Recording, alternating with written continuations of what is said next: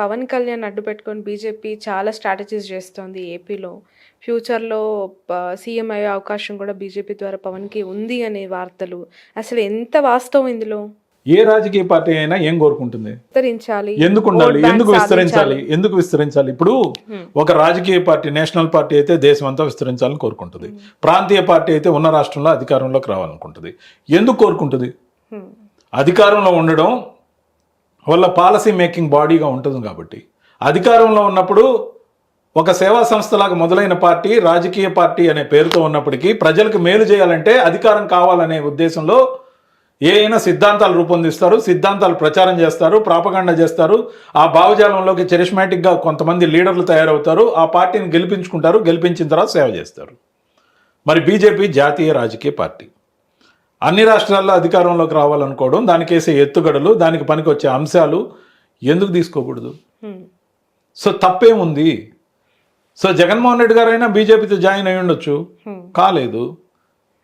ఎవరితో అయినా జాయిన్ కావచ్చు పొత్తులో. అది పోస్ట్ పోల్ అలయన్స్ ఉండొచ్చు, ప్రీ పోల్ అలయన్స్ ఉండొచ్చు. కామన్ మినిమం అజెండా ఒకటి పెట్టుకొని ఏదైతే రాజకీయం చేస్తారో అల్టిమేట్గా టు సర్వ్ ద పీపులే కదా. అది ఒక ఫ్యాక్టరీ కాదు, అది ఒక కంపెనీ కాదు, ఏ రాజకీయ పార్టీ అయినా. కాబట్టి ఖచ్చితంగా కూడా రాజకీయ కోణంలో అది సహేతుకం అని నేను భావిస్తున్నా. ఓకే, ఉండొచ్చేమో. ముఖ్యమంత్రి ఎవరవుతారు, లేకపోతే ఏ రాజకీయ పార్టీ ఏ కోణంలో ఆలోచిస్తుందంటే దానికి ఉన్న పూర్తి స్వేచ్ఛ అది. ఇప్పటికైతే ఆంధ్రప్రదేశ్లో కూటమి ప్రభుత్వం ఉంది. ఒకవేళ పవన్ కళ్యాణ్ గారు బయటకు వచ్చేస్తే బీజేపీ ఇమీడియట్ గా బయటకు వస్తుంది కూటమి నుంచి అనే వార్తలు. అంటే ఇప్పుడు మీరు నేషనల్ స్పోక్స్ పర్సన్ గా అండ్ ప్రచారక్ అని చెప్తూ ఉన్నారు. మీకు కొంత ఇన్ఫర్మేషన్ తెలిసిండు పురంధేశ్వరి గారి మనసులో మాట. నేను బీజేపీ తరపున ఎటువంటి డిజిగ్నేషన్లు లేను, సాధారణ సభ్యుడిగా ఉన్నాను ఈ రోజున.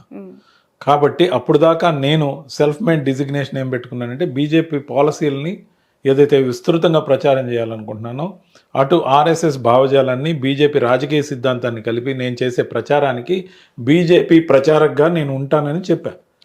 కాబట్టి నేనేమి స్పోక్స్ పర్సన్గా లేను, నేషనల్ స్పోక్స్ పర్సన్.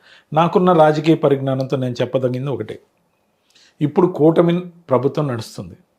విభేదాలు అంటారా, లేకపోతే ఇంకోటి అంటారా, యూట్యూబ్లో థంబ్నెయిల్స్ అంటారా, లేకపోతే లోపల ఏం జరిగిందో తెలియకుండా బయట మనం స్పెక్యులేట్ చేస్తున్న విధానం అంటారా, పదే పదే రోజంతా స్పెక్యులేషన్ని జనం నమ్ముతున్నారంటారా, అవన్నీ అఫిషియల్గా తేలే వరకు మనకి తెలియదు.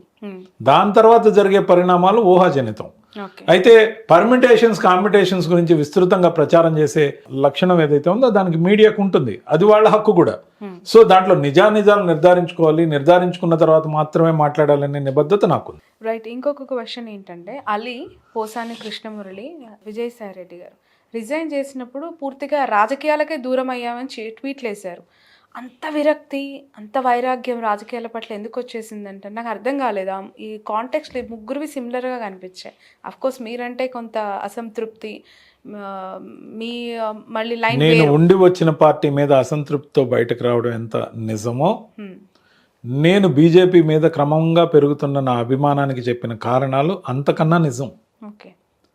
ఈ వేరియేషన్, ఒకటి స్వేచ్ఛ, రెండు దేశం కోసం తీసుకుంటున్న పాలసీల గురించి నేను నమ్మడం, దేశం కోసం ధర్మం కోసం నిలబడుతున్న ఈ పార్టీకి మద్దతుగా మనం ఉంటే బాగుంటుందన్న అభిప్రాయం, అది ఇది సైమల్టేనియస్గా వాటి మధ్యలో నలుగుతూ వచ్చా.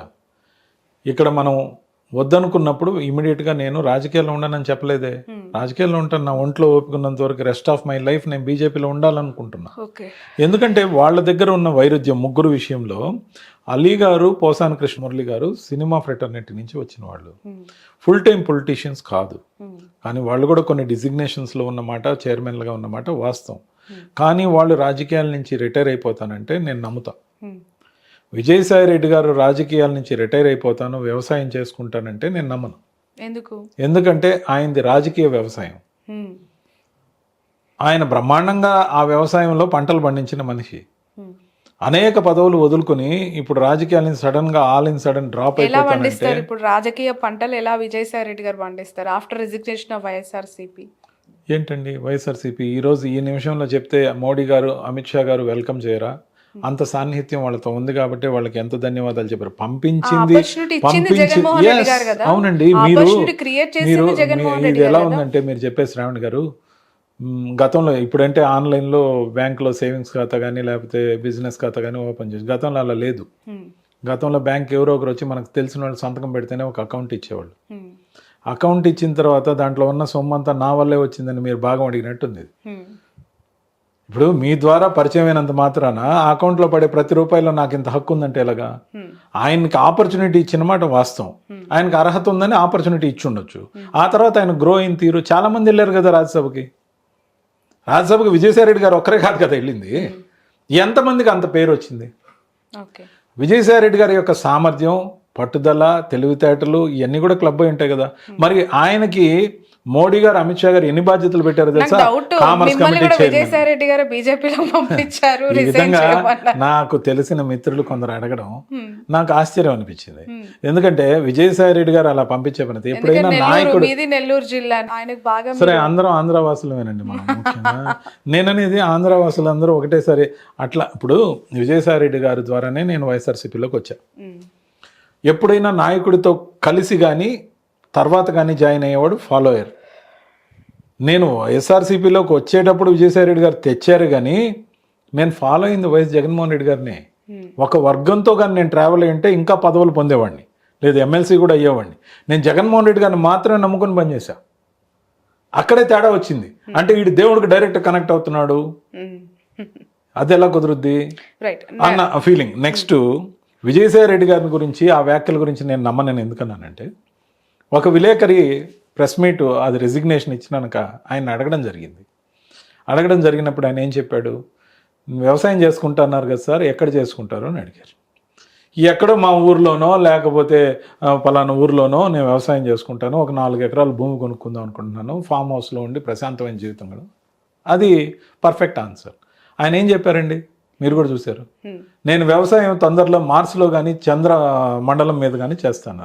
దాంట్లో సెటైర్ ఉందా కానీ ఆన్సర్ ఎక్కడుంది? అంటే పిచ్చోళ్ళరా, నేను వ్యవసాయం చేసుకోవడానికి ఇప్పుడు కొత్తగా నేర్చుకొని లేకపోతే 4 ఎకరాలు కొనుక్కొని 2 ఆవులను కొనుక్కొని నేను ఫామ్ హౌస్ కట్టుకోవాలన్నా అన్నట్టు లేదా? సో ఆయన సామర్థ్యము అనేక కోణాల్లో విస్తృతంగా ఢిల్లీ వాసులు గుర్తించారు, ముఖ్యంగా అమిత్ షా గారు, నరేంద్ర మోడీ గారు.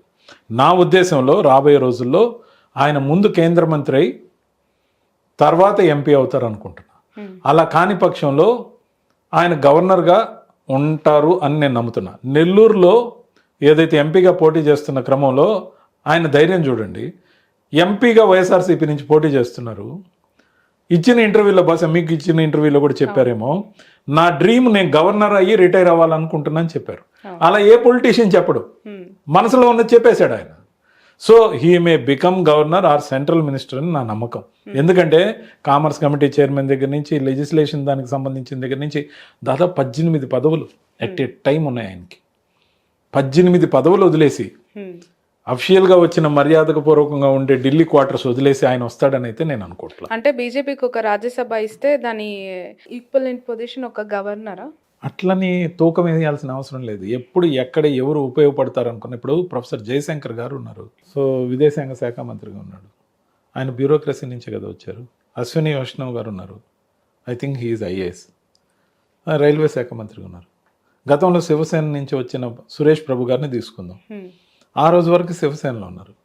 మధ్యాహ్నం 12 గంటలకు రాజీనామా చేశారు, 1:30కి ప్రమాణ స్వీకారం మంత్రిగా చేశారు, విద్యుత్ శాఖ మంత్రిగా. దాని తర్వాత ఆంధ్రప్రదేశ్ నుంచి ఎంపీ అయ్యారు. నేను ఆ కోణంలో ఆలోచిస్తున్నా, నా ఆలోచన పరిధి వరకు. ఆయన ముందు సెంట్రల్ మినిస్టర్ అయ్యి తర్వాత ఎంపీగా కుదిరితే ఆంధ్రప్రదేశ్ నుంచో, ఉత్తరప్రదేశ్ నుంచో, మహారాష్ట్ర నుంచో, హర్యానా నుంచో, గుజరాత్ నుంచో, అన్ని రాష్ట్రాలు బీజేపీవే కదండి. వాళ్ళు ఎక్కడి నుంచైనా ఇవ్వగలరు, వాళ్ళకి ఆయన సర్వీసెస్ కావాలనుకుంటే. లేదనుకుంటే ఆయన డ్రీమ్ పూర్తయ్యేందుకు గవర్నర్ కూడా కావచ్చు. నేనైతే ఈ కోణంలో విజయసాయి రెడ్డి గారు ఒక సర్టన్ పొజిషన్కి రీచ్ అవుతారని నమ్ముతున్నా. మోదీ గారి, అమిత్ షా గారి ఫోటో కోసం వెయిట్ చేస్తూ దేశవ్యాప్తంగా బీజేపీ పాలసీలని, సంఘ పాలసీలని రెండు కలిపి పూర్తిగా జనబాహుళ్యంలోకి, హిందీ బెల్ట్లో కానీ తెలుగు రాష్ట్రాల్లో కానీ ప్రపంచానికి తెలియని, ఇప్పుడు మనం మాట్లాడుకున్న మాటల్లో నాకే మొన్నటి దాకా రాజకీయ పరిజ్ఞానం ఉన్నడికి తెలియని అంశాలే ఇన్నుంటే సామాన్యుడి దాకా రీచ్ కావాలంటే మీడియా మాధ్యమం. మీడియాకి నేను సుపరిచితం. నేషనల్ మీడియాలో కూడా దాదాపు 1200 డిబేట్లు చేశా, కాంగ్రెస్ పార్టీ నుంచి కానీ ఇక్కడి నుంచి కానీ కలిపి. ఓవరాల్ డిబేట్స్ యూట్యూబ్ ఛానల్స్ కలిపి 6000 పైగా డిబేట్లు చేశా. సో నా ముఖం యొక్క పరిచయం చాలా మందికి ఉంది. సో దానికి నాకున్న గొంతుకి, సో నేను బీజేపీకి ఉపయోగపడాలి, ప్రో పాలసీస్ ఆఫ్ బీజేపీ. నేను ఇప్పుడు ఆంధ్రప్రదేశ్కి అర్జెంటుగా ఉన్న నాయకుల్ని తిట్టడానికి లేను. జగన్మోహన్ రెడ్డి గారిని విమర్శించాల్సిన పని నాకు లేదు, చంద్రబాబు నాయుడు గారిని విమర్శించే పని ఇప్పుడు లేదు, ఎందుకంటే కూటమిలో ఉన్నాం. అలాగే పవన్ కళ్యాణ్ గారిని విమర్శించాల్సిన పని అసలే లేదు, ఎందుకంటే కూటమిలో ఉన్నాం. ఖచ్చితంగా ఇప్పటికిప్పుడు ఆంధ్రప్రదేశ్ రాజకీయాలు 13 జిల్లా రాజకీయాలు పక్కన పెట్టి బీజేపీ ప్రో పాలసీస్ని దేశం అంతా వినబడే విధంగా నేను వీడియోలు చేయొచ్చు, నా యూట్యూబ్ ఛానల్స్ని మళ్ళీ లైన్లో పెట్టచ్చు, లేకపోతే నేషనల్ మీడియాకి వెళ్ళి కూర్చునే అవకాశం ఉంటే అక్కడి నుంచి మాట్లాడచ్చు. ప్రో బీజేపీ పాలసీస్ లేదు. పురంధేశ్వరి గారిని మారుస్తారు అనే వార్తలు వస్తున్నాయి, నిజమేనా? అంత దూరం నేను మాట్లాడే అవకాశం లేదు. బీజేపీకి పార్టీ సభ్యత్వం చేసే లక్షణం ఉంది. బీజేపీ కార్యవర్గాన్ని సక్రమంగా ఎన్నుకుంటూ వస్తున్నారు దశల వారీగా. మొన్ననే కొత్తగా మా నెల్లూరు జిల్లాకు ఏర్పడిన జిల్లా అధ్యక్షుని కలిసా, మళ్ళీ తిరుపతి జిల్లా అధ్యక్షుని కూడా కలవబోతున్నారు 2వ తేదీ. అలాగే అక్కడి నుంచి మొత్తం కార్యవర్గం నుంచి జిల్లా అధ్యక్షుల నుంచి రాష్ట్ర అధ్యక్షులను ఎన్నుకున్న తర్వాత రాష్ట్రాల అధ్యక్షులందరూ కలిసి కేంద్రం యొక్క అధ్యక్షుని ఎన్నుకునే విధానం ఇక్కడ ఉంది. కానీ ఇన్ కంపారిజన్ వైఎస్ఆర్సీపీకి సభ్యత్వం లేదు. ఇది కూడా ఒక లోపభూయిష్టమైన అంశం. మీరు ఇచ్చారు కదా, ఇప్పుడు వాళ్ళు ఖచ్చితంగా పాటిస్తారు, మీ అడ్వైజెస్ అన్ని కూడా తీసుకుంటారు. అడ్వైజెస్ తీసుకోమని నేను అనను, అది వాళ్ళ ఇష్టం, వాళ్ళ నిర్ణయం, వాళ్ళ పార్టీ. ఈరోజు నేను వదిలి వచ్చిన పార్టీ. కానీ సభ్యత్వం ఉండాలి, సభ్యత్వం ద్వారా కార్యవర్గం ఏర్పడాలి. మనకు నచ్చిన వాళ్ళకి లెటర్ హెడ్ మీద కింద జగన్ గారి సంతకం కూడా లేకుండా కేంద్ర పార్టీ కార్యాలయం అని చెప్పి ఎవరు వేస్తున్నారో తెలియకుండా ఆ పదవులు నచ్చిన వాళ్ళకి వేసుకోవడం మాత్రం దుర్మార్గం. Right, thank you so much అండి. Wish you all the best, wish you all good luck. ఇది రవిచంద్రారెడ్డి గారితో స్పెషల్ ఇంటర్వ్యూ. మొత్తానికి అయితే చాలా సుదీర్ఘ ప్రయాణం, 6 ఏళ్ల కాలం వైఎస్ఆర్సీపీలో ఆయన సేవలు అందించారు. చివరికి ఇప్పుడు బీజేపీలో చేరి తన పొలిటికల్ ఫ్యూచర్ని అక్కడ చూసుకోబోతూ ఉన్నారు. ఎందుకు పార్టీ నుంచి చాలామంది వెళ్ళిపోతూ ఉన్నారు, రీజన్స్ ఏంటి అనే వాటికి కొంత సమాధానం దొరికినట్టే. జగన్మోహన్ రెడ్డి గారి కంటే కూడా ఆయన చుట్టూ ఉన్న వాళ్ళ వల్ల పార్టీ కొంచెం డిస్టర్బ్ అవుతుంది అనే అభిప్రాయం చాలామంది నుంచి వ్యక్తం అవుతుంది. అది పర్సన్ టు పర్సన్ డిస్టర్బెన్సెసా, లేదంటే ఓవరాల్గా ఉన్నవాళ్ళు వేరే వాళ్ళని డిస్టర్బ్ చేయడం అనేది